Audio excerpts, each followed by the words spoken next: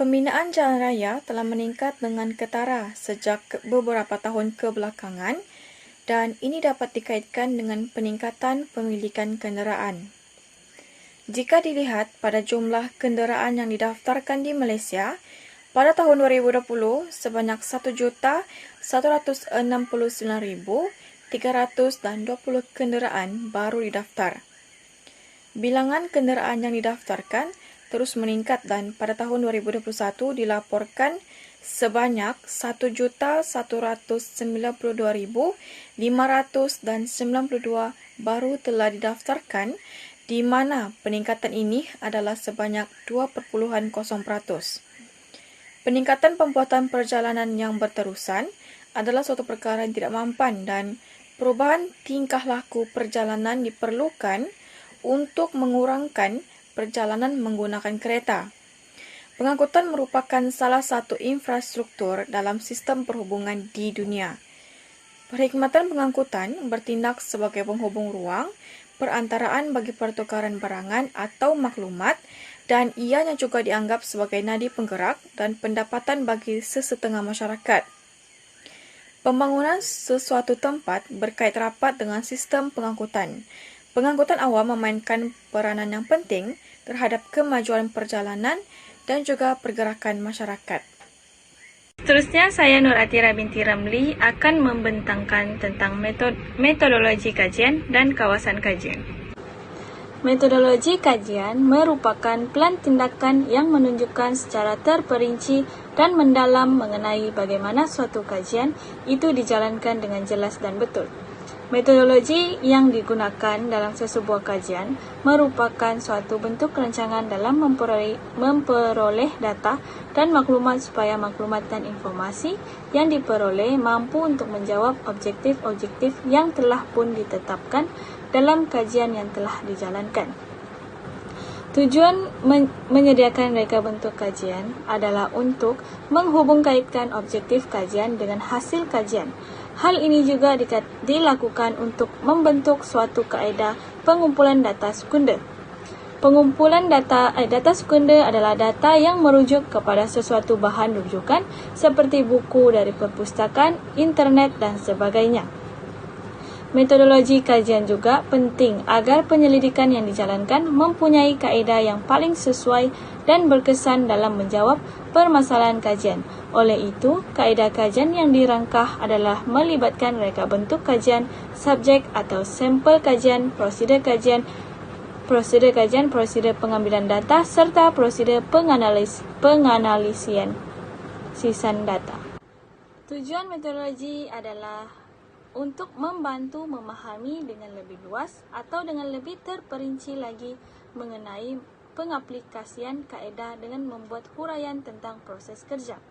Metodologi juga penting agar penyelidikan yang dijalankan mempunyai kaedah yang paling sesuai dan berkesan dalam menjawab permasalahan kajian. Kajian ini juga menggunakan kaedah kuantitatif untuk mengumpul data. Pendekatan kuantitatif ialah satu penyelidikan yang menekankan kepada fenomena-fenomena objektif dan dikawal melalui pengumpulan data dan analisis data. Kaedah yang digunakan dalam kajian ini ialah borang soal selidik yang berpandukan skala Likert. Pengkaji telah menggunakan platform Google Form yang dihadkan kepada 40 orang sahaja. Penganalisisan data yang pengkaji gunakan adalah berbentuk deskriptif dan data-data yang telah dikumpul akan dianalisis berdasarkan skala yang telah ditetapkan dengan menggunakan nombor bagi mewakili skor skala Likert. Sekian itu saja daripada saya. Sekian dan terima kasih. Seterusnya, dalam kajian Safiq dan Zurida 2020, pengangkutan adalah salah satu perkara yang penting dalam sesebuah negara. Kemajuan negara dapat dilihat daripada kemajuan sistem pengangkutan awam. Pengangkutan juga adalah salah satu infrastruktur dalam sistem perhubungan di dunia. Perkhidmatan pengangkutan bertindak sebagai penghubung ruang perantaraan untuk pertukaran barangan atau maklumat dan ianya juga dianggap sebagai nadi penggerak dan pendapat bagi semua masyarakat. Manakala dalam kajian Saravanan dan lain-lain pada tahun 2020, darjah ketersampaian merujuk kepada kemudahan untuk menuju ke sesuatu destinasi menerusi penggunaan pelbagai mod pengangkutan. Ketersampaian pengangkutan awam juga didefinisikan sebagai satu peluang kepada penduduk untuk melibatkan diri dalam aktiviti sosial harian seperti pekerjaan, pendidikan dan aktiviti sosial lain, misalnya membeli belah, rekreasi dan hiburan. Muhammad Nazir Borhan dan juga rakan-rakannya pada 2013, kadar penggunaan pengangkutan awam berbanding dengan kenderaan persendirian. Satu cara untuk mengurangkan penggunaan kereta adalah dengan menggalakkan orang ramai untuk menggunakan pengangkutan awam sebagai pilihan utama mereka dengan mengurangkan masa perjalanan bas dan melaksanakan bayaran letak kereta secara langsung akan mempengaruhi penggunaan kemudahan pengangkutan awam.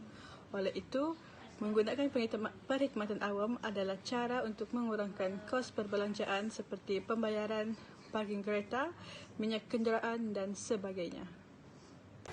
Seterusnya saya akan membentangkan berkaitan analisis dan penemuan di mana seramai 40 orang responden yang terdiri daripada pelajar dan orang awam berumur sekitar 18 hingga 40 tahun telah mengisi borang soal selidik yang telah diedarkan, di mana borang soal selidik ini merangkumi 5 bahagian, iaitu bahagian A sehingga bahagian E.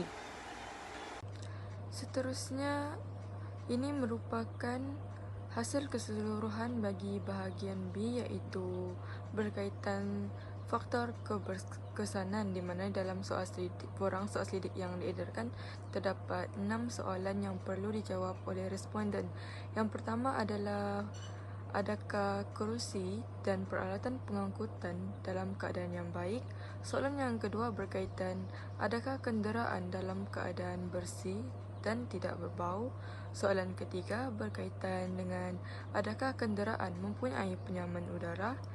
Soalan keempat, adakah keadaan luar kenderaan dalam keadaan yang baik? Soalan kelima, adakah mudah untuk membawa barangan di dalam kenderaan tersebut? Dan soalan keenam berkaitan dengan, adakah servis atau perkhidmatan pengangkutan awam memuaskan? Berdasarkan dapatan hasil borang soal selidik ini, didapati bahawa tahap yang paling tinggi di dalam keseluruhan soalan ini adalah tahap memuaskan, iaitu sebanyak 23 bersamaan 53.33%, manakala tahap yang paling rendah adalah sangat tidak memuaskan, iaitu sebanyak 3.33% sahaja. Seterusnya adalah bahagian C, di mana soalan merangkumi darjah ketersampaian. Terdapat 3 soalan dalam borang tersebut. Soalan yang pertama adalah berkaitan, adakah lokasi tempat tinggal atau tempat kerja anda mudah mendapat akses pengangkutan awam?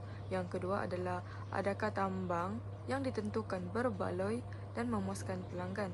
Yang ketiga adalah, adakah waktu perjalanan mengambil masa cepat dan singkat? Berdasarkan dapatan hasil kajian ini menunjukkan bahawa tahap yang tertinggi dalam bahagian ini adalah tahap yang memuaskan, iaitu sebanyak 21 orang responden bersamaan dengan 39.17%, manakala tahap yang terendah adalah sangat tidak memuaskan, iaitu seramai 3 orang responden sahaja, iaitu sebanyak dengan bersamaan dengan 7.5% sahaja. Baik, yang seterusnya adalah bahagian D, di mana dalam borang soal selidik ini, bahagian D merupakan berkaitan dengan keselamatan. Dalam borang ini dikemukakan sebanyak 5 soalan, iaitu soalan yang pertama, adakah pemandu mementingkan keselamatan penumpang? Yang kedua, adakah cara pemandu memandu kenderaan tidak membahayakan penumpang? Yang ketiga, adakah pemandu memandu secara berhemah? Yang keempat, adakah penumpang rasa selamat semasa menaiki kenderaan awam ketika siang? Dan yang kelima, adakah pemandu memandu dengan mematuhi had kelajuan yang ditetapkan ketika berada di jalan raya? Dan hasil kajian mendapati di mana dapatan kajian bahagian soalan ini yang tertinggi adalah sebanyak 57%, iaitu memuaskan, dan yang terendah adalah 3,5%, iaitu sangat tidak memuaskan. Seterusnya bagian I, yaitu kos. Bagi tambang emas murah, data paling tinggi ialah memuaskan, yaitu 16 orang responden bersamaan 40%, dan sangat memuaskan ialah 10 orang responden bersamaan 25%. Terdapat juga responden menjawab tidak pasti, yaitu sebanyak 7 orang bersamaan 17,5%, dan tidak memuaskan sebanyak 3 orang bersamaan 12,5%, serta sangat tidak memuaskan sebanyak 2 orang responden bersamaan 5%. Bagi soalan berkaitan tambang mudah dan cepat, data paling tinggi ialah memuaskan sebanyak 15 orang responden bersamaan 37,5%, dan sangat memuaskan seramai 14 orang responden bersamaan 35%. Data bagi responden menjawab tidak pasti pula seramai 8 orang bersamaan 20%. Berkaitan tentang adakah perkhidmatan awam dapat menjembatkan kos harian, data yang paling tinggi ialah responden menjawab memuaskan, yaitu seramai 15 orang bersamaan 37,5%, serta sangat memuaskan seramai 11 orang bersamaan 27,5%. Responden bersetuju bahwa menaiki perkhidmatan awam dapat menjembatkan kos harian. Seterusnya terdapat juga responden yang menjawab tidak pasti, yaitu seramai 7 orang bersamaan 17,5%, dan tidak memuaskan seramai 3 orang bersamaan 15%. Berkaitan tentang adakah perkhidmatan awam dapat meringankan beban penumpang, data yang paling tinggi ialah responden menjawab memuaskan, yaitu seramai 16 orang bersamaan 40%, serta sangat memuaskan seramai 13 orang bersamaan 32,5%. Responden bersetuju bahwa menaiki perkhidmatan awam dapat meringankan beban responden.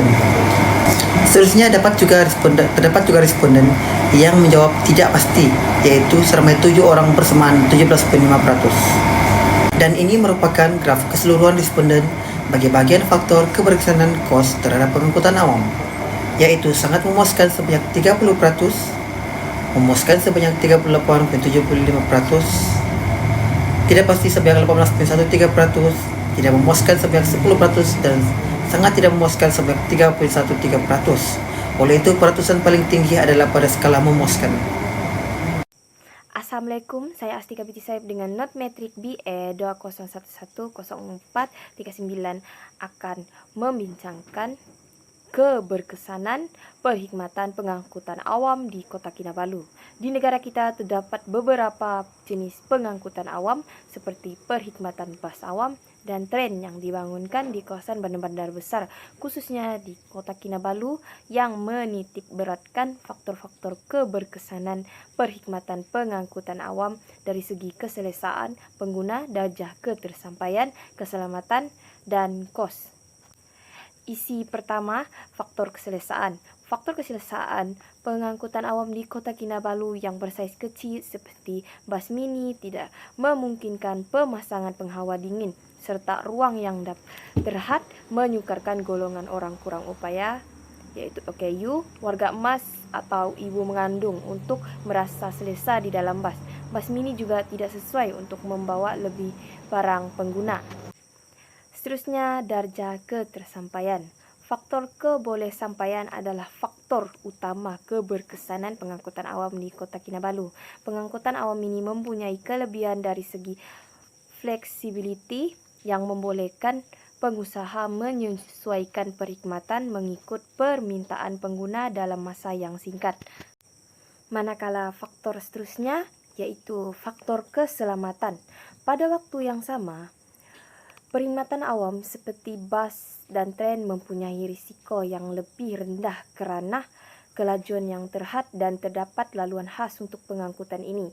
Kalau dapat kita lihat di ibu kota Jakarta, yaitu negara jiran kita, perkhidmatan bas awam mereka mempunyai lorong khas sekaligus memudahkan perjalanan pengguna dan menjimatkan masa mereka. Oleh itu, kita hendaklah menyediakan payung sebelum hujan dalam apa jua perkara, terutamanya pengangkutan kenderaan yang melibatkan nyawa kita dan orang-orang yang tersayang. Faktor terakhir yaitu kos.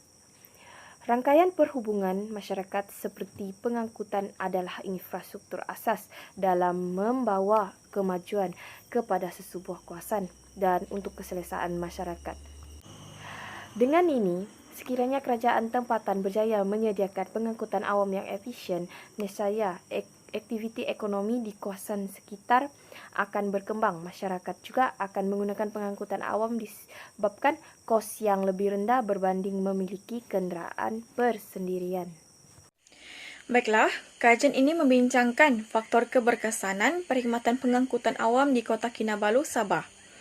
Terdapat 4 komponen keberkesanan iaitu faktor keselesaan, darjah ketersampaian, keselamatan dan juga kos. Secara keseluruhan, faktor kebolehsampaian bagi pengangkutan awam adalah lebih baik berbanding dengan keselamatan dan juga keselesaan. Atribut bagi faktor kebolehsampaian pengangkutan awam ini ialah pengangkutan awam seperti Grab dan Maxim mempunyai kelebihan dari segi fleksibiliti yang membolehkan pengusaha menyesuaikan perkhidmatan mengikut permintaan pengguna dalam masa yang singkat. Pengurusan dan penyelenggaraan keadaan fizikal kenderaan dengan baik akan menyebabkan pengguna berasa selesa untuk menggunakan pengangkutan awam pada masa akan datang. Secara kesimpulannya, masalah perkhidmatan pengangkutan awam di negara ini dapat diatasi sekiranya pengusaha kenderaan awam dapat mengurus dan melaksanakan tanggungjawab sosial dalam menjamin mutu perkhidmatan kenderaan awam yang disediakan untuk pengguna. Itu sahaja daripada kumpulan kami. Sekian, terima kasih.